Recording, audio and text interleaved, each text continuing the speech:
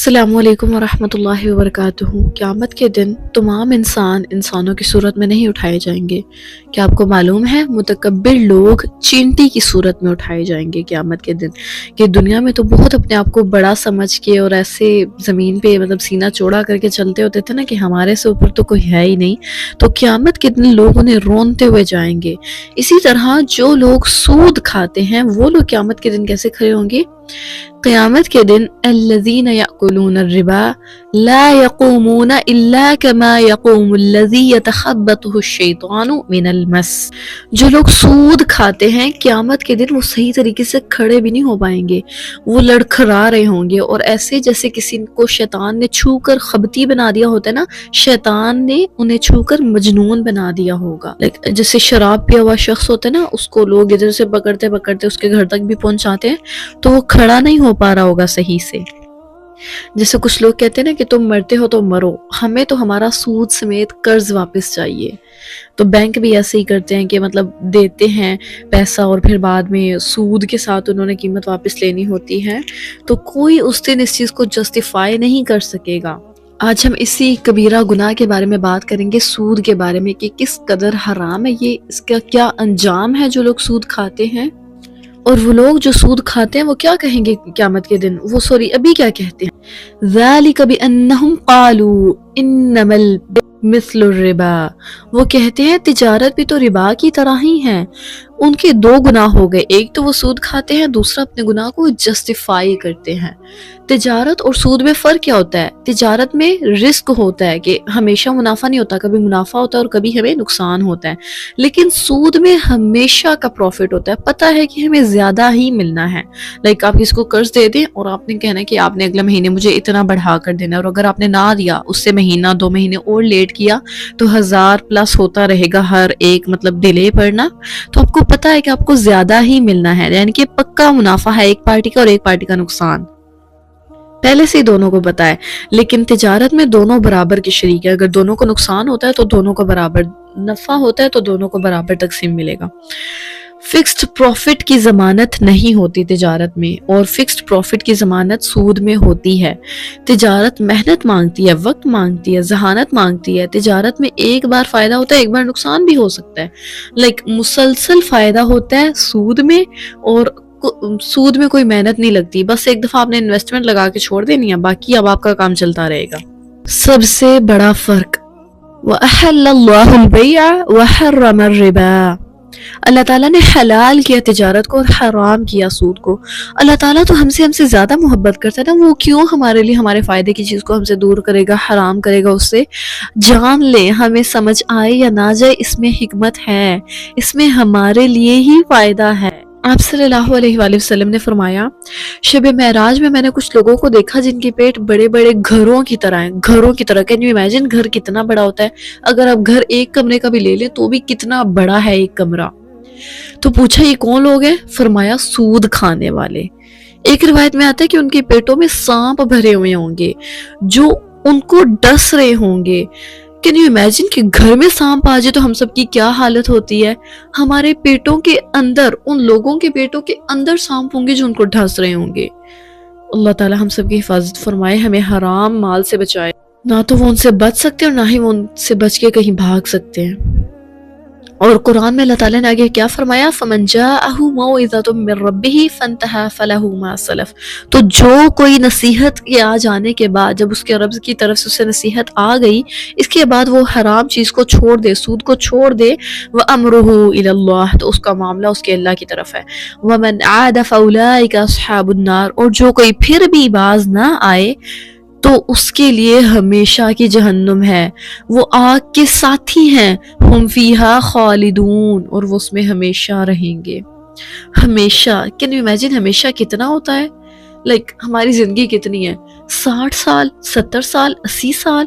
اگر کوئی میں کہہ دے 60 70 80 سال تم نے مسلسل رہنا ہے جیل میں، تو انسان کہے گا مجھے مار دو، ایسی زندگی جینے کا کیا ہی فائدہ اگر میں نے ساری زندگی جیل میں گزارنی ہے۔ تو ہمیشہ کتنا ہوگا؟ 1000 سال ہوگا، 2000 سال، 1 کروڑ، 2 کروڑ؟ نہیں، آپ کاؤنٹ ہی نہیں کر سکتے ہمیشہ کی زندگی وہ کتنی بڑی ہے، کتنی لمبی ہے، اور وہ ہمیشہ کی زندگی ہے جس میں نہ کبھی موت آئے گی۔ کیا ہم گوارہ کر سکتے ہیں ہمیشہ ہمیشہ اس دہتی ہوئی آگ کے شعلوں میں رہنا؟ اللہ تعالیٰ ہم سب کی حفاظت فرمائے۔ اور کچھ حدیث آپ کے سامنے رکھتی ہوں۔ معراج کی حدیث ہے کہ آپ صلی اللہ علیہ وآلہ وسلم نے فرمایا، جب ہم سرخ رنگ کی نہر پر پہنچے جس کا پانی خون کی طرح ہوگا، تو میں نے دیکھا کہ اس میں کچھ لوگ تھے، وہ مشکل سے کنارے پر آتے تھے، اور کنارے پر ایک فرشتہ بہت سے پتھر لے کر بیٹھا ہوا تھا۔ جب وہ کنارے پر آتے تو وہ ان کا منہ پھاڑ کر ایک پتھر منہ میں ڈال دیتے، اور اسی طرح وہ پھر جاتے، پھر آتے، اور پھر وہ پتھر ان کے منہ میں ڈال دیتے، اور کنٹینیوسلی ان کے ساتھ یہ ہوتا جا رہا تھا۔ ہم جان بوجھ کر ایسے لوگوں کے پاس، ایسے عالموں کے پاس جاتے ہیں جو کسی نہ کسی طریقے سے ہم ان سے فتویٰ لے لیں کہ بھئی نہیں، یہ تمہارا کام تو حلال ہے، اس میں تو سود ہے ہی نہیں۔ اوپر آپ کو سود کو اور تجارت کا فرق پتہ چل گیا ہے۔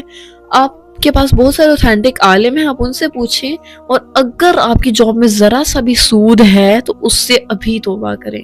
آپ صلی اللہ علیہ وسلم نے کیا فرمایا؟ اپنے دل سے فتویٰ لو، تمہارا دل تمہیں بتائے گا کہ یہ چیز حلال ہے یا حرام۔ سود کے 73 گناہ ہے، 73 گناہ، اور اس میں سے سب سے ہلکا گناہ آپ کو پتہ ہے کیا ہے؟ سب سے ہلکا گناہ یہ ہے کہ آدمی اپنی ماں سے زنا کرے۔ جو شخص سود کھائے گا اس کے ذمہ 73 گناہ ڈال دیے جائیں گے، اور ان میں سے سب سے ہلکا یہ ہے کہ اس نے اپنی ماں کے ساتھ زنا کیا ہے۔ 4 آدمی ایسے ہیں کہ ان کے بارے میں اللہ تعالیٰ نے اپنے اوپر لازم کر لیا ہے کہ وہ ان کو کبھی بھی جنت میں داخل نہیں کرے گا، کبھی بھی وہ جنت کی نعمتیں نہیں دیکھ پائیں گے۔ پہلا، شراب کا عادی، دوسرا سود کھانے والا، تیسرا یتیم کا مال نہ حق کھانے والا، چوتھا ماں باپ کا نافرمان۔ اللہ اکبر۔ اپنے آپ کو ان 4 کیٹیگریز میں رکھ کے دیکھیں کہ کیا ان میں سے کوئی ایک کام میرا تو نہیں ہے؟ میں ان میں سے کس میں میرا بھی ہاتھ ہے؟ میں اس سے آج ہی توبہ کروں اور اس کے بعد کبھی بھی یہ کام نہ کروں۔ سود کا 1 روپیہ کھانا 36 بار زنا کرنے سے بھی بدتر ہے۔ زانی سے ہم سب کو گھن آتی ہے نا کہ زانی کتنا برا ہے، یہ اس نے کسی نامحرم کے ساتھ زنا کیا ہے، اسے ہم دیکھنا بھی پسند نہیں کرتے، جسے سنگسار کرنے کا حکم دیا گیا ہے، جسے مارنے کا حکم دیا گیا ہے، جسے 80 اور 100 کوڑوں کا حکم دیا گیا ہے۔ تو اس سود کھانے والے کے بارے میں آپ کی کیا رائے ہوگی پھر؟ کہ اسلام نے اس کے ساتھ کیا رعایت برتی ہے کہ نہیں یہ تو سود کما کے تو لوگوں کی بہت مدد کرتا ہے تو اس کو ہم معاف کر دیں گے؟ نہیں، حرام مال سے تو صدقہ بھی قبول نہیں۔ آپ صلی اللہ علیہ وآلہ وسلم نے فرمایا، ان گناہوں سے بچو جو معاف نہیں کیے جائیں گے، ہم فیہا خالدون، وہ ہمیشہ جہنم میں رہیں گے۔ ابھی ہم نے کیا دیکھا قرآن میں؟ وہ گناہ کون سے ہیں جو معاف نہیں کیے جائیں گے؟ مال غنیمت کی چوری اور سود کھانا۔ اللہ کی لعنت ہے سود لینے والے پر، سود دینے والے پر، اس کا گواہ بننے والے پر، اور اس کو لکھنے والے پر۔ لوگ کہتے ہیں ہم بینک میں جاب کر لیں گے، کیا ہی ہو جائے گا، ہم کون سا سود لے دے رہے ہیں، ہم تو وہاں پر ایسے سیونگ اکاؤنٹس بھی نہیں بنائیں گے۔ آپ سود کو لکھ رہے ہیں وہاں پر، آپ وہاں پر گواہ بن رہے ہیں، آپ کے سامنے حرام کام ہو رہا ہے اور آپ کا اس کا حصہ ہے، آپ اس کو آرگنائزیشن میں آپ کام کر رہے ہیں، and then still آپ کہہ رہے ہیں کہ بھئی ہمارا اس میں کیا گناہ ہے؟ جب حدیث ہے کہ اللہ تعالیٰ کی لعنت ان سب پر ہے، سب گناہ میں برابر کے شریک ہیں، تو پھر گناہ میں سب برابر کے شریک ہیں۔ گناہ کے کام میں کسی کی مدد کرنے والا بھی گناہ کرنے والے کے برابر گناہ ملتا ہے، اور نیکی کے کام میں مدد کرنے والے کو نیکی کرنے والے کے برابر اجر ملتا ہے۔ تو آپ نیکی کے کام میں سفارش کریں، گناہ کے کام میں نہیں۔ جس کو آخرت کا یقین ہے کہ آخرت آنی ہے، موت کا یقین ہے کہ کچھ پتہ نہیں ہے، میری موت آ کر ہی رہنی ہے، میں نے اللہ سے ملنا ہے، جنت اور جہنم کا یقین ہے، تو وہ یہ کام یہ سب سننے کے بعد کبھی بھی نہیں کر سکتا۔ پتہ چلنے کے بعد فوراً اس عمل کو چھوڑ دیں۔ اگر کسی بھی لحاظ سے آپ کسی ایسے انشورنس پالیسیز کمپنیز میں کام کر رہے ہیں، وہاں پر آپ نے اپنے انشورنس وغیرہ کھلوائی ہوئی ہیں، تو اللہ تعالیٰ کے لیے رزق اللہ تعالیٰ نے لکھا ہوا آپ کو اتنا مل کر رہے گا جتنا آپ کے نصیب میں ہے، بس آپ کو اس کو حلال وے سے تلاش کرنے کی کوشش کریں۔